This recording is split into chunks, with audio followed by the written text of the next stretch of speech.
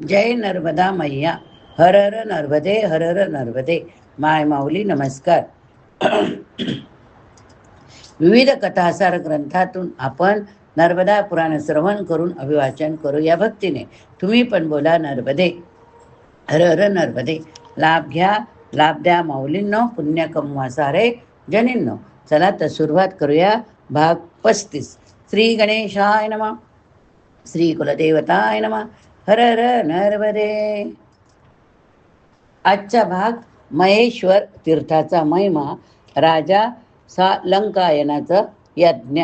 मार्कंडेय म्हणतात, राजन, महेश्वरपुरात खूप सारे तीर्थ, तेथून रौद्र वारुण तीर्थापर्यंत जे कोसाची भूमी, त्यामध्ये शिवक्षेत्र नावाचे स्थान. ज्याचा तेथे मृत्यू होतो तो शिवलोकाच्या आनंदात भागी जातो. तेथे पितरांना तीळ आणि जलाची अंजली दिल्यावर माता आणि पिता दोन्ही कुळांचे पितर महाप्रलय काळापर्यंत तृप्त राहतात. प्राचीन काळी ब्रह्माजीने तेथे असंख्य उत्तम यज्ञ केले होते. इंद्राने सुद्धा तेथे अनुष्ठान करून देवराज पद प्राप्त केले. कार्तवीर्य अर्जुनाने सुद्धा पूर्वीच्या काळी तेथे 100 यज्ञ केले होते. अयोध्यापुरीमध्ये सूर्यवंशी राजा वैवस्वत म्हणू, जे साक्षात भगवान सूर्याचे पुत्र, चक्रवर्ती नरेशाच्या पदावर प्रतिष्ठित होते, ते सदा यज्ञ दान करण्यास उत्सुक होते. यांच्या शासन काळात उत्तमपुरी असलेल्या अयोध्येमध्ये मृत्यू, रोग आणि वृद्ध अवस्थेचा कोणालाही त्रास होत नव्हता. त्यानंतर त्यांच्या वंशामध्ये परमधर्मात्मा राजश्री सालंकायन झाले.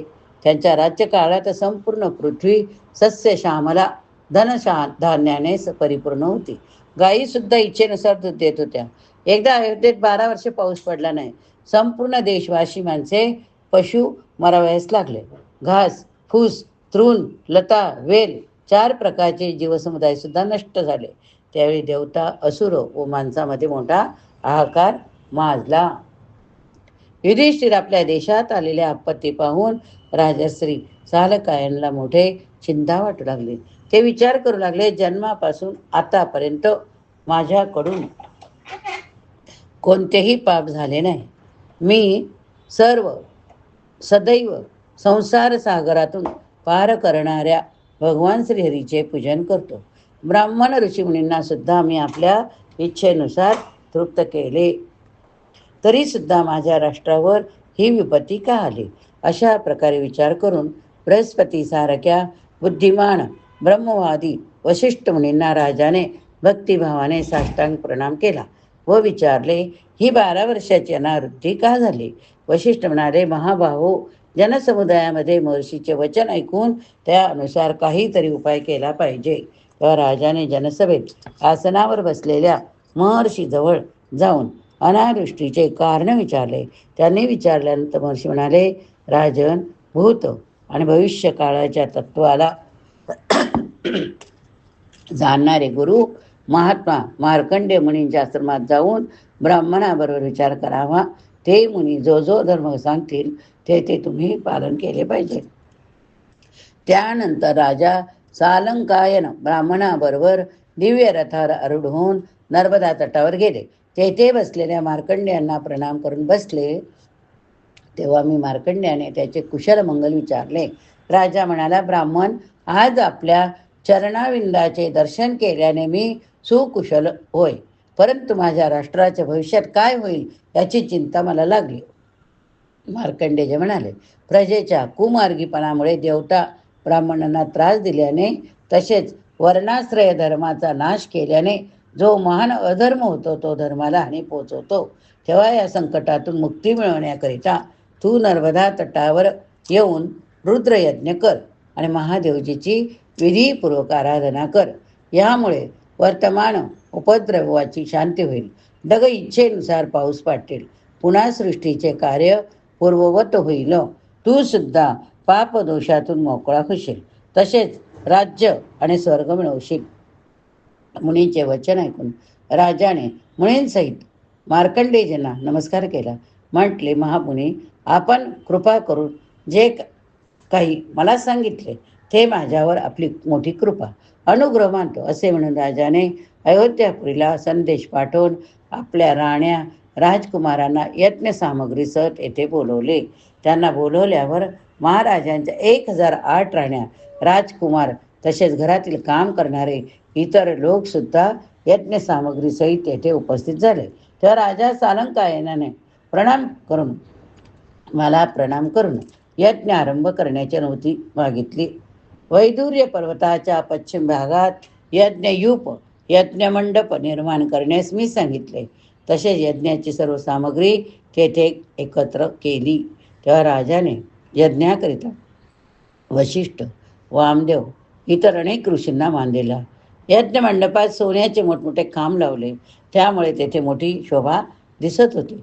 कुंड, वेदी आणि स्रुवा सर्व सोन्याचे होते. नाना प्रकारचे भक्ष्य भोज्य पदार्थ, वेगवेगळे रस तयार केले होते. वेदपाठी ब्राह्मणाकडून देवतांना आवाहन केले, त्यांचे पूजन केले. होमकुंडात अग्नीला तयार केले.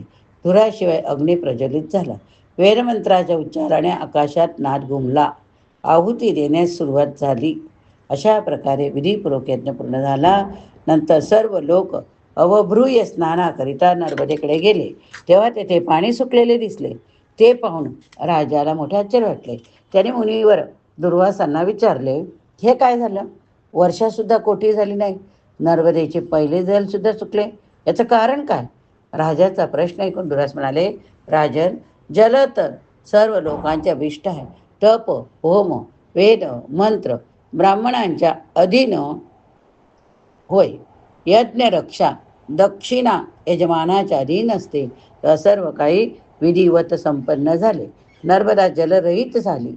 ढग आतापर्यंत पाणी पाऊस पाडत नाहीत. यामुळे हताश होण्याची आवश्यकता नाही. जी सुकून गेली त्या नर्मदा नदीची वाट पहा. तेव्हा राजाने नर्मदेची स्तुती करायला सुरुवात केली.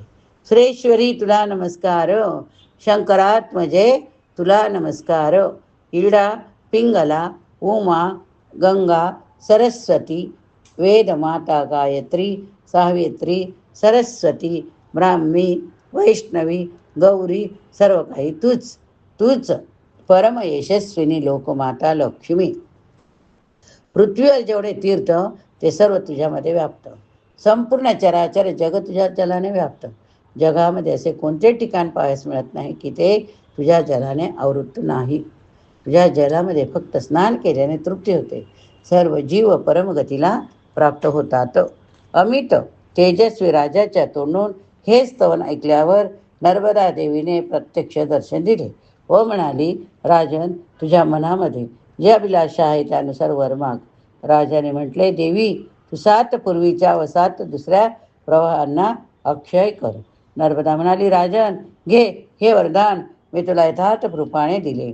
असे म्हणून सरितामध्ये श्रेष्ठ नर्मदा पाण्याने पूर्ण होऊन मोठ्या प्रवाहाने वाहू लागली.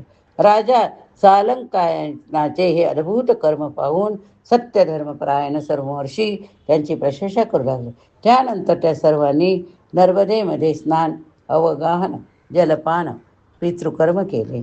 त्यानंतर सर्व ब्राह्मणांना दक्षिणा देऊन तो यज्ञ समाप्त केला. जो ज्या यज्ञाची इच्छा धरत होता ती वस्तू त्याला दिली जात होती. त्यानंतर शिवालयात जाऊन समस्त मनोवांछित फळ देणारे देवपूजित महेश्वर लिंगात स्थित असलेले भोक्ष प्रदाता उमा महेश्वराचे राजाने विधीपूर्वक पूजन केले. पूजेत प्रत्येक उपचार ओम महेश्वराय देवाय शांभवाय नमो नमः. काय? परत ऐका. ओम महेश्वराय देवाय शांभवाय नमो नमः या मंत्राने चढवले गेले.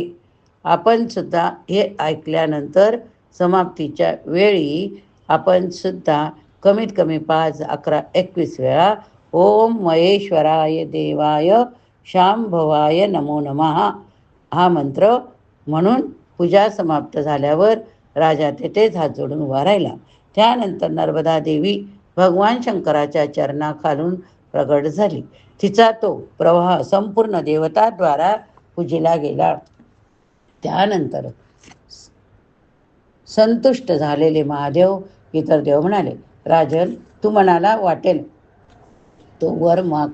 त्यांनी असे म्हटल्यावर राजा सालंकायन म्हणाले, देवतांनो, आपण सर्व या स्थानाचा त्याग करू नका. आमच्या राष्ट्रात अनावृष्टी इतर दोषाने पीडित प्रजेचे दुःख दूर करा. ते सदैव फलाफळाने युक्त होऊ दे. त्याशिवाय या स्थानावर आव्हानीय अग्नी स्वतः येथे सतत विद्यमान राहू. देवता म्हणाल्या, राजन, तू हे जे काही म्हणालास ते सर्व पूर्ण होईल. असे म्हणून सर्व देवता तेथून अंतर्धान पावल्या. राजाचे राज्य पुन्हा वाढण्यास सुरुवात झाली. इंद्र इच्छेनुसार पाऊस पाडू लागला. तो यज्ञ पुरा करून राजा सालंकायन आपले मंत्री अंतपुरातील राण्यांबरोबर देवनिर्भीत अयोध्यापुरीला परतले. युधिष्ठिरा, अशा प्रकारे मी तुला उमा महेश्वर तीर्थाचे महात्म्य सांगितले. आज आपल्या नर्मदा पुराण समाप्ती आहे. तरी आपण जो कळस भरून ठेवला होता त्या कळसातलं पाणी आपण स्नानासाठी वापरणे व परत कळस भरून ओम महेश्वराय देवाय शांभवाय नमो नमः हा मंत्र 5 वेळा, 11, 21 वेळा बोलणे. कोणता मंत्र परत ऐका आणि लिहून घ्या हवं तर. ओम महेश्वराय देवाय शांभवाय नमो नमः हा मंत्र बोलल्यानंतर आपण नर्मदेचं तीर्थ म्हणून ते पाणी आपण आपल्या जेवणात वापरा किंवा परत दुसऱ्या दिवशी स्नानासाठी वापरू शकता. आज आपला नर्मदा पुराण समाप्त झाले. तर ह्या नर्मदा पुराणामध्ये जर माझ्याकडून काही चुका झाल्या असतील तर नक्की तुम्ही मोठ्या मनाने क्षमा कराल, मोठ्या मनाने क्षमा कराल. आणि बोला हर हर नर्मदे, हर हर नर्मदे. श्रवण तर केलेच, पण प्रतिक्रियेत लिहायला विसरू नका. हर हर नर्मदे, हर हर नर्मदे. मंत्र परत सांगते एकदा. ओम महेश्वराय देवाय शांभवाय नमो नमः. आपलं नर्मदा पुराण समाप्त झालेलं आहे आणि आता आपला चातुर्मास सुरू होतोय. तर चातुर्मास निमित्ताने आपण वेगळं अभिवाचनातनं कथन श्रवण करूया. हर हर नर्मदे, हर हर नर्मदे.